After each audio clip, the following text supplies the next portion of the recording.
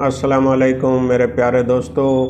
आज की ये जो मैं वीडियो बना रहा हूँ इसका टॉपिक है बुखार के मतलब। पहले भी बुखारों के मतलब बना चुका हूँ वीडियो, और आज की खसूसन ये जो वीडियो है ये डेंगू बुखार के मतलब है। जोड़ों के दर्द का जो बुखार होता है उसके मतलब है।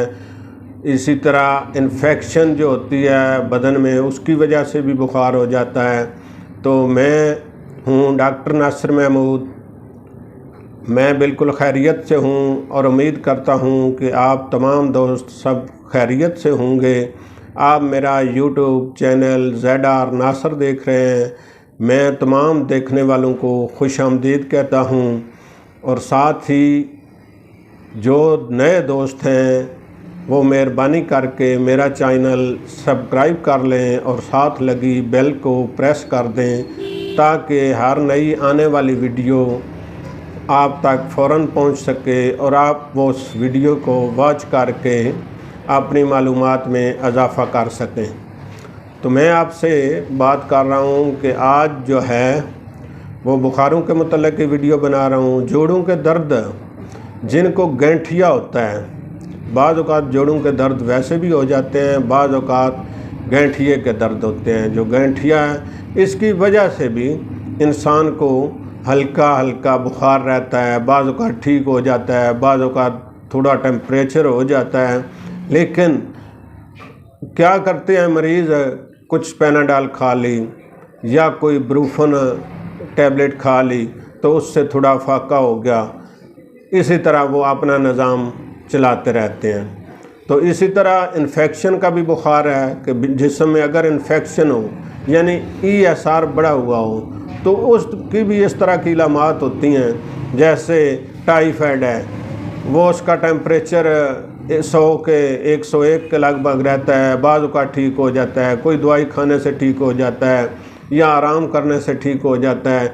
लेकिन हकीकत में वो अंदर मसला और है। जब तक इन्फेक्शन नहीं ठीक होगी आपका बुखार ठीक नहीं हो सकता। इसी तरह डेंगू बुखार के मतलब मैं आपसे बात कर रहा हूँ, जो कि एक इंतहाई ख़तरनाक शुमार किया जाता है, और ये जहरीले मच्छरों के काटने की वजह से ये बुखार होता है। तो सबसे पहली बात जो है वो ये है कि तमाम मच्छर जहरीले नहीं होते। अगर इस तरह होता तो हर आदमी को डेंगू बुखार हो जाता। वो कोई एक ऐसा मच्छर होता है जो इतना जहरीला होता है कि उसके काटने से इंसान को डेंगू का बुखार हो जाता है। जिस तरह सांप हैं, सांप की मुख्तलिफ़ किस्में हैं, कुछ जहरीले होते हैं, कुछ कम जहरीले होते हैं, कुछ जो हैं वो काटते हैं तो फ़ौरन ही बंदा मर जाता है, कुछ जो हैं वो काट लें तो कुछ भी नहीं होता। तो इस तरह डेंगू मच्छर जो है इसमें भी इस तरह के ही हैं। कई एक मच्छर ऐसे होंगे उनकी पहचान तो नहीं है, वो किसी को क्या पता ये डेंगू है ये दूसरा है। तो डेंगू बुखार के काटने से जो बुखार होता है उसको डेंगू का नाम दिया गया है। उसको मच्छर भी डेंगू का नाम दे देते हैं कि ये डेंगू मच्छर है जी। नहीं, इस तरह नहीं है।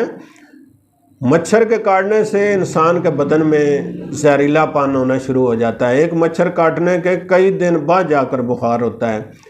तो उसको बुखार रहने की वजह से बाज़ औक़ात हम लोग करते हैं कि अगर थोड़ा सा टेम्परेचर हो गया, पैनाडॉल ले ली, कोई सिरप ले लिया, ब्रूफन ले लिया, तो उससे थोड़ा फाका हो गया, डॉक्टर के पास ना गया, लेबॉरेटरी टेस्ट ना करवाया, तो इसी तरह हफ्ता 2 हफ्ते हम गुजार देते हैं। लेकिन वो होता क्या है कि आर्जी तौर पे आपको फाका हो जाता है। उससे टेम्परेचर जो है जिस्म का वो ऊपर से जिस्म ठंडा हो जाता है लेकिन अंदर टेम्परेचर बरकरार रहता है। तो वो आहिस्ता आहिस्ता उस बुखार की ग्रोथ होती रहती है, यानी वो बढ़ता रहता है। वो उस मच्छर के जो जरासीम हैं, जहरीले जरासीम हैं, वो हमारे खून में बढ़ते रहते हैं।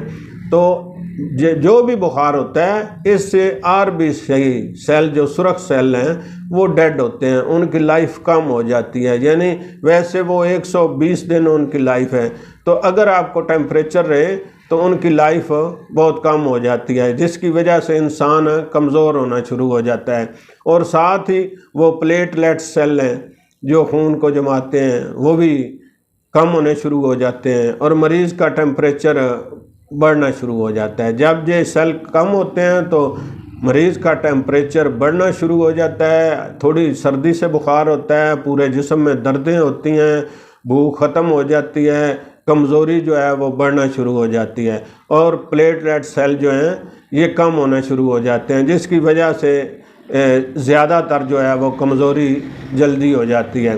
جب یہ پلیٹلیٹ سیل بہت کم ہو جائیں، یعنی 1.5 لاکھ نارمل جو ہیں 1.5 سے 4 ساڑھے 4 تک یہ نارمل ہیں، اگر 1.5 لاکھ سے یہ کم ہونا شروع ہو جائیں تو پھر انسان کا جو ہے بخار کی حالت میں کھانسی شروع ہو جاتی ہے، یا ناک سے نکسیر آنا شروع ہو جاتی ہے، یا دانتوں سے خون آنا شروع ہو جاتا ہے، تو اس کی وجہ یہ ہوتی ہے کہ پلیٹلیٹ سیل کم ہو گئے ہیں۔ تو اس کے علاج کے لیے یہ کوئی اتنا بھی خطرناک نہیں ہے، ہومیوپیتھک میں اس کا 100% علاج موجود ہے۔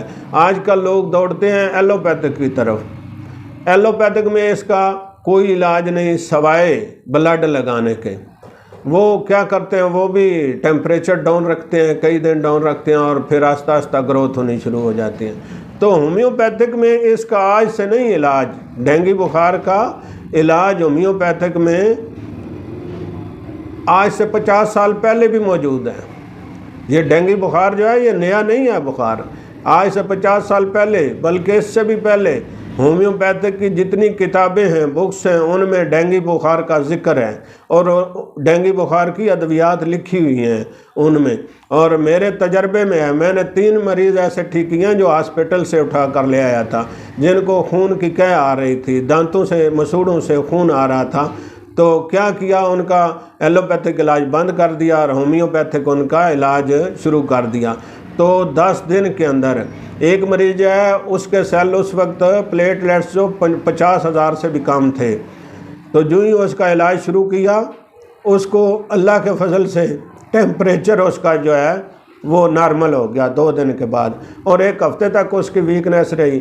ہفتے کے بعد اس کو کھانا پینا اچھا شروع کر دیا، اس کے ساتھ اس کی جو انرجی ہے یعنی قوت مدافع جو ہے وہ پہلے سے بہتر ہونا شروع ہو گئی۔ تقریباً 15 دن کے بعد دوبارہ اس کا پلیٹلیٹس کا ٹیسٹ کروایا گیا تو وہ 1 لاکھ کے قریب تھے، اور وہ بہتر تھا، بہت بہتر تھا۔ تو 15 دن کے اندر اندر اس کے وہ 1.5 لاکھ جو سیل ہیں وہ پورے ہو چکے تھے۔ اس کو کوئی بلڈ نہیں لگوایا، صرف اور صرف اس کو ہومیوپیتھک ادویات دی گئیں، اس بخار کے متعلق جو ادویات تھیں وہ دی گئیں، اور ساتھ ویکنیس کی دی گئی، اور 1 نہیں 3 مریض جو تھے ان کو یہی دوائی دی گئی، تو اللہ کے فضل سے وہ تینوں ٹھیک ہوئے ہیں۔ تو ہومیوپیتھک میں اس کا بہترین علاج ہے۔ آپ لوگ دوڑتے ہیں کہ جی ایلوپیتھک جلدی علاج ہوتا ہے، کور کرتا ہے، تو نہیں، ایسا نہیں ہے۔ اگر آپ کو اچھا ڈاکٹر ہومیوپیتھک مل جائے تو اس سے آپ بہت جلد فائدہ اٹھا سکتے ہیں۔ تو میری آپ تمام دوستوں سے یہ گزارش ہے کہ جب بھی آپ کو ڈینگی بخار ہو جائے تو اس کا ہومیوپیتھک بہترین علاج ہے، پریشان ہونے کی ضرورت بالکل نہیں ہے۔ آپ اپنا ہومیوپیتھک علاج کروائیں تو انشاءاللہ آپ بہت جلد ٹھیک ہو سکتے ہیں۔